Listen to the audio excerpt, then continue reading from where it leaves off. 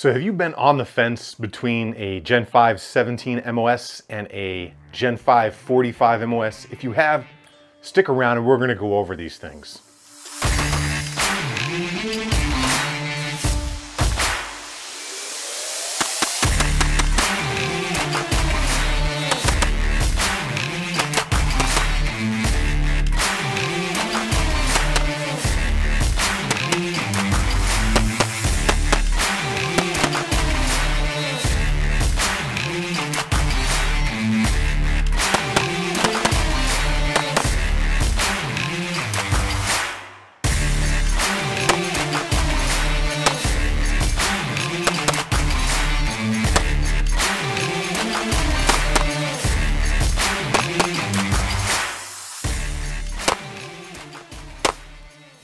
Welcome back, everybody. I hope your guys' summers are off to a great start. I know for us in the Southwest, specifically in Arizona, our range days by 9 o'clock have been 115 degrees.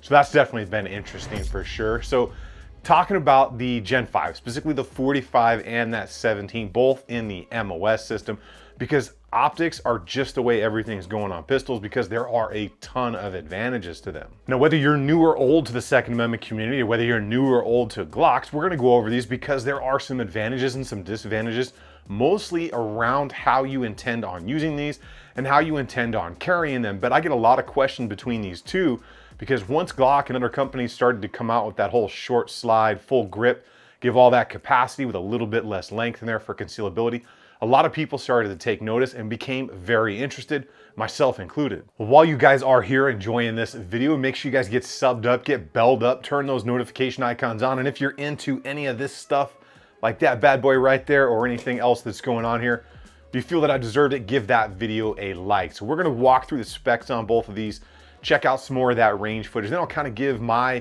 kind of opinion after having carried both of these for a very long time, along with other Glocks and other 1911s and all kinds of different stuff out there for work, just why I would maybe pick one or the other depending on how you intend to use it. And then of course we'll talk a little bit about price, but they're just all over the place right now. So we're just gonna go with the MSRPs on that, because some people are like seriously price gouging. So before we get into these things, huge thank you to Shall Not Comply. They're one of the channel sponsors. They host my brand, Guns and Gadgets, the Gun Collective, Pew Pew Tactical, Johnny B, Reno May out in California, doing great things with the 2A News. And of course, the great one is now on there, Paul Harrell. So if you're interested in any of that merch, I will leave a link down below for you. They are the softest t-shirts in the game. Well, being that I know you are as interested in me, let's go ahead and get into both of these bad boys right now. All right, everybody, we're gonna get started, and we're not gonna spend much time down here because quite honestly, these things are like twins. One just got stuck in the drying machine a little bit longer than the other. Let's talk about the differences between the two real quick, okay? So the 45 has a 4.02 inch barrel, and the 17 is gonna have the 4.49 inch barrel. And the difference in weight between these two, it's not even an ounce. I am looking at their website right now. The difference with an empty magazine between the two of these is 24.87 and 24.52. So it's a small amount of weight, right? Where we're gonna get a little bit of gain here is in that overall length. So if we go backplate to backplate right there, you can see there is a pretty substantial difference in the actual length of these compared to each other. That 45 gives you that 19 length slide, where the 17 gives you the full length slide. So let's talk about what they both have, minus obviously the optics that are on there. The Gen 5, Gen 4 all have the interchangeable back straps. In the Gen 5, we do get a little bit of that flared magwell in there that you can see. Definitely kind of nice. It's better than having a stagnant kind of flat magwell. You get a little bit of flare down there, helps those magazine exchanges. Basic stippling, Gen 5 brought us the ambidextrous slide stop slide release right there. Swappable magazine release. The MOS plate systems are the same between the two. I just have a different plate on this one because I'm running the 509T, which is a great optic, but so is the RMR. Both of these are going to have the DLC coated barrel, DLC coated slide, the Marksman barrel from Glock. They do come with several different variations of sights depending on which one is at the store. These are just the plastic Glock ones on here. I would generally won't leave those on there. I just haven't decided which sights I want to get on this one. And then as far as design differences, Glock did a really nice job on the Gen 5 stuff of really kind of chamfering and, you know, nosing down everything here, just rounding it off very nicely for holstering, unholstering, all that good stuff. There are some changes in the trigger inside the Generation 5. I've got full reviews on these. I will leave that link down below so you can check those out. And then if you're interested in any of this stuff like the lights, I will leave links for all that stuff down below. But real honestly, the big difference is just that length right there that you can get a good look at right there. But that can make a big difference if you are carrying concealed.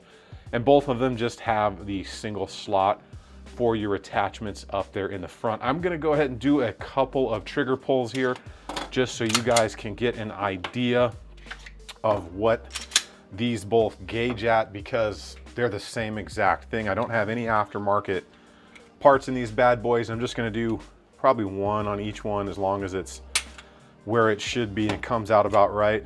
So 4.5 pounds on the 45 right there. There's a couple thousand rounds through this thing already because I was using it for work for a little bit. So the 17 doesn't have nearly as many rounds, but it has probably right at 1,000 now.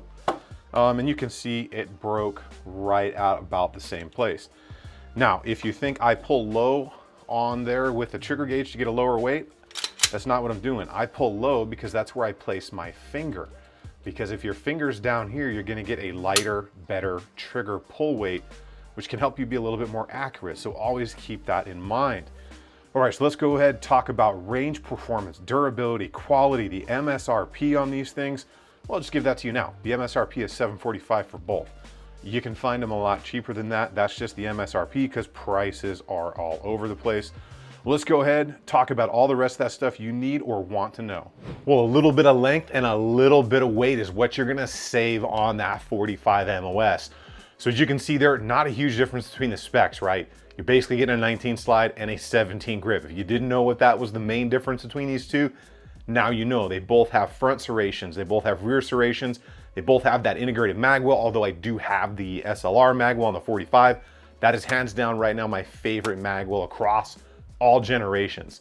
So talking about everything else there, really, like I said, comes down to how you intend to carry these. Because honestly, the reliability, the durability, the trigger, everything is going to be almost exactly the same, besides a little bit more of an ability to conceal that Model 45, depending on if you carry it with or without a full-size light, a compact light, or no light at all, and then obviously a good quality holster. Now for me, I see the Model 45 as kind of that all-arounder, because let's be honest, how many friends do we have that run out, buy a Glock 19, and then the first thing they do is they go buy some magazine extensions to get a couple more rounds, couple more capacity, right? That just seems to be what a lot of people do. So now that we've got this option with that 17+1 and that 19 length slide, it's very all around. So that 17, I guess, and the 19 actually have both been widely carried, both by law enforcement, military, private security contractors, just a ton of people out there in general. But you kind of get maybe the best of both worlds when it comes to the all-around setup with the 45. It's not any more difficult to control. You get all that capacity, but you get a little bit less if you're trying to conceal this, say, in an appendix rig. Now that 17 MOS, that thing is just a proven workhorse. Probably one of the most widely carried, like, duty style pistols out there when you count for all the law enforcement and security agencies they carry them. It's just one that's known for lasting a very long time, taking a beating, just like that 45 is, because let's just face it, everything inside these things is the same. You're just getting a little bit bigger of a package. So people are not going to find this as comfortable to conceal depending on how you wear it. It's really a full-size duty weapon, and that is really what sets these two apart. Is this something that's gonna live on a belt and not be concealed, or is this something that you wanna use for multi-purpose? Now for me, I love the Model 45. It's my chosen one on Glock's offering because it gives me the best of both worlds. It gives me all the performance, durability, all that stuff that I need. A little bit more concealability for when I want to take that thing out and about, but I can still run that thing from a belt like it's a duty rig and have that full-size grip. Some people may not be able to do that depending on your body size, because that's going to come into play if you are going to conceal. But quite honestly, it's just one that can fit multiple roles.